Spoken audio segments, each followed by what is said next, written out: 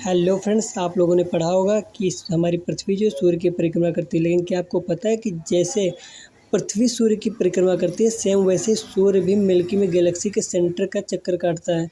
सूर्य का मिल्की वे गैलेक्सी का चक्कर काटते समय उसकी स्पीड 143 माइल पर सेकंड यानी कि 230 किलोमीटर पर सेकंड की होती है। इसका मतलब सूर्य के साथ साथ हमारे अदर प्लैनेट भी मिल्की वे गैलेक्सी के चक्कर लगाते हैं। सूर्य को मिल्की वे गैलेक्सी का पूरा चक्कर लगाने में 230 मिलियन ईयर्स का समय लगता है, जिसको गैलेक्टिक ईयर बोलते हैं।